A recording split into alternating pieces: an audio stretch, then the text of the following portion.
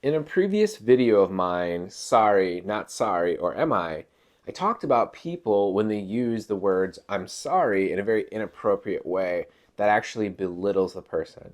In this video, we're actually going to talk about when to say I'm sorry, why it matters, and what that does to the future of the relationship. So stay tuned.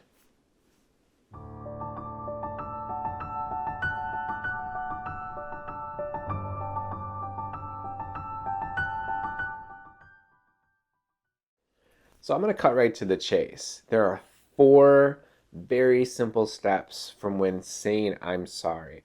Saying I'm sorry isn't just as easy as or impactful as saying I'm sorry. Because we've all experienced people who said those words, I'm sorry, but didn't really mean it. Or maybe they did mean it, but you didn't feel it. It wasn't really impactful. So here is something I came up with in my relationship with my wife, my best friend, where kind of a little bit of a backstory. When we first got into our relationship, and in other videos, we talk about connected masculine, connected feminine energies, disconnected masculine, disconnected feminine energies. So I had a little bit more connected feminine energy, and she had more disconnected masculine energy coming into our relationship. And there was times when she would just say things, maybe she would get triggered, or maybe it was old patterns from how like battle wounds, battle scars, having to get in fights with other people. So something would happen in our relationship, and never once was I ever trying to hurt her if I lashed out. But I would say something that might trigger an old pattern, and it would hurt my feelings, or it just wouldn't make me feel good. And I said, can you, what you did hurt my feelings, or whatever the story was, and can you apologize? And for her at the time, and her ego was such a hard time. I know a lot of people have their egos have issues saying I'm sorry. In some ways or some levels, saying I'm sorry is meaning defeat, that I've lost or I'm bowing down to you. And that's not even exactly what it is at all. But she had a hard time saying that. And it got to a point where she realized, wait a minute, like I can apologize and I don't have to get defeated. And because of that, I'm so grateful for her because I came up with, from this my experience and situation with her, this very simple four-step I'm sorry strategy. And I use this well, I won't say every day, but I use this in my daily life when it comes up as needed. And I use this in my coaching practice. So pay close attention, maybe rewatch this video a few times, take some really good notes, because here are the four steps. Step number one, recognize it. Step number two, say it. Step number three, reframe it. And step number four, hug on it. Let me break down these steps. And what does this mean? So, step number one, recognize it. You must recognize the need for saying, I'm sorry. You haven't said it yet. You don't need to say it yet. Before you recognize, you need that awareness to that something happened, that maybe you said something in a way that didn't work for somebody. Just because you say you're sorry, it doesn't mean you were having an intention to hurt somebody. It's just that what you said or what you didn't work for the other person. And just let me get to the full strategy and it will make sense more to you as I go further down this video. But recognize it. Without recognizing it, it's not going to happen. You're not going to be able to say like, okay, like this person's face is turning red, their emotional state changed really quickly, or something just feels off. So number one is recognize it. Once you recognize it, number two is say it. So you actually say, I'm sorry, but in a heartfelt way. I'm sorry's don't count if you're trying to say, I'm sorry, so you just stop behaving this way, acting this way, or I'm sorry, so I stop feeling this way, feeling bad, feeling off, feeling sad. Those are inauthentic sorries. Authentic sorries are heartfelt. So again, if you're into personal growth, self-mastery, healthy relationships, whatever it is in your life that you want to be successful, you need to know when and where to apologize. Not use the word like in previous videos, the sorry, not sorry strategy, saying it too much. You need to know when and where to say sorry. There is a too little and there is a too much. So if it's time to say I'm sorry, it's just I'm sorry for my actions or my behaviors or for what I didn't work for you. It's not good, bad, right, or wrong. It's just I'm sorry if I hurt your feelings. I'm sorry for this.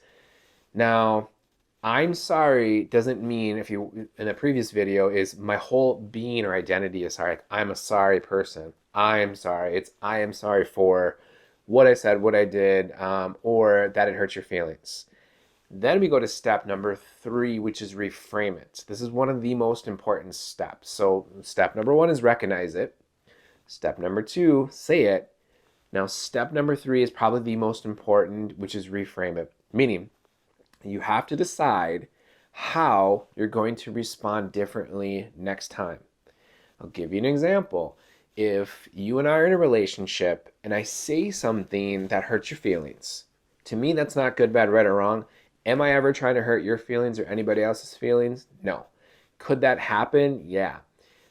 If I'm not trying to hurt your feelings and it does hurt your feelings, is that 99.99% something for you in trauma or something that's coming up to be healed? Yes.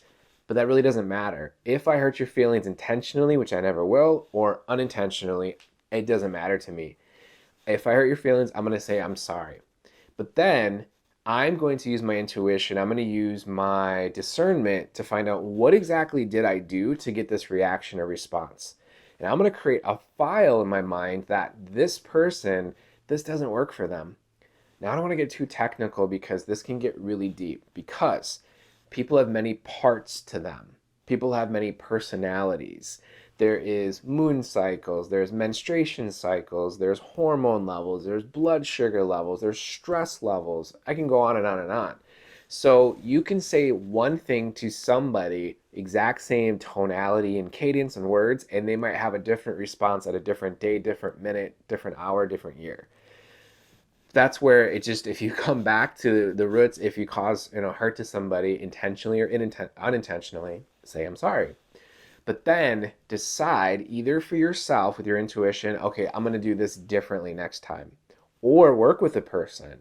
If I say something to you, if I say, hey, Smiley, and for some reason that brings a trigger charge for you, and you non-verbally communicate to me that hurts your feelings, or maybe you shut down emotionally, or consciously, verbally, hey, I don't like to be called Smiley, that hurts my feelings. I really don't like smiles.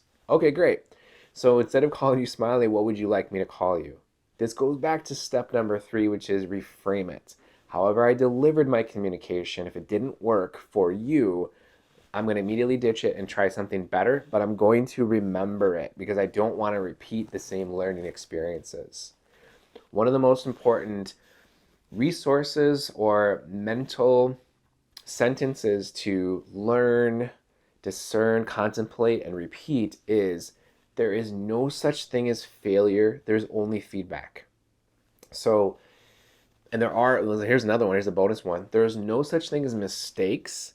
There's only learning experiences. Now, I understand and recognize that these are a mental framework that you need to put on and operate. So if I try something, it doesn't work, I'm not going to say, oh, it's a mistake. I made a mistake. It's, oh, okay, I apologize. This didn't work. Let me immediately find out what's something that's going to be better. To live life like that, with relationships, with business, it's so much easier. It's so much more in the flow. So if I say something that doesn't work for you, I'm going to either discern myself or ask you, if you're open to it, what would you like? I did this and I understand you don't want to. I'm sorry for that. What can I do different next time? And it just works for personal, for business. It works so well. And if you're the one to listen to this video or this information and try this 4-step, I'm sorry, technical strategy and introduce it into your relationships, after you do it for a certain amount of repetitions, if it's a healthy relationship, the other person's going to start to use it for you too, which is really cool. You introduce it to the relationship and it becomes a resource, and it actually starts to help you grow within the relationship.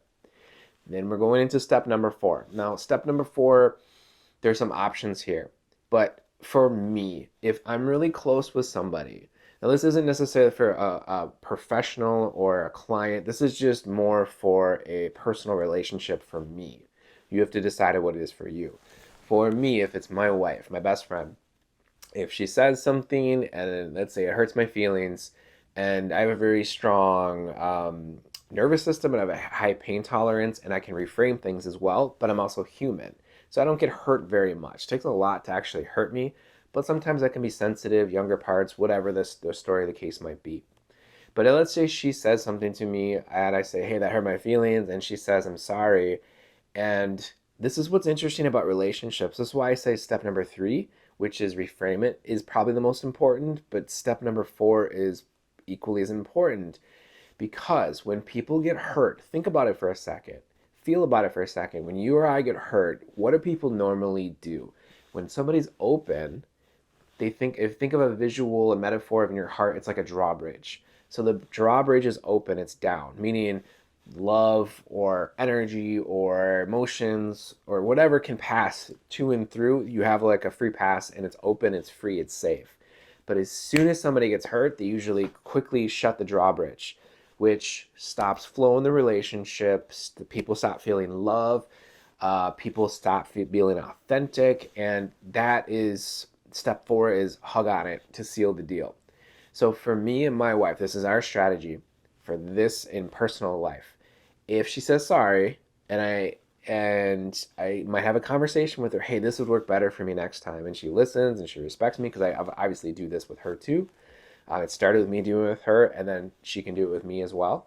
And then for me, I don't feel it's really done. I don't really. I'm a very kinesthetic person. In other videos, we talk about people are more visual, more auditory, more kinesthetic. I'm kinesthetic. I'm a hands-on person. So to seal the deal, if she gives me a hug, my drawbridge goes back down, and to me, it's like boom, done. And that's we're on to the next thing. And the next time a situation like that happens, for her, she'll respond and behave differently the way that we mutually agreed upon, or she asked me and she accepted, which is really awesome.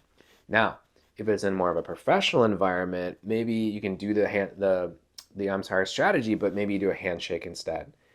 But again, maybe you don't like being touched. Maybe you don't like being touched that day. So you can also just take it for number 3, and they can say like, I'm really sorry. You can maybe just take it for the words or the energy or the feeling or the emotion. So this is kind of really in a nutshell, the 4-step I'm sorry strategy. Just saying I'm sorry isn't enough. You've all experienced that. We've all experienced that.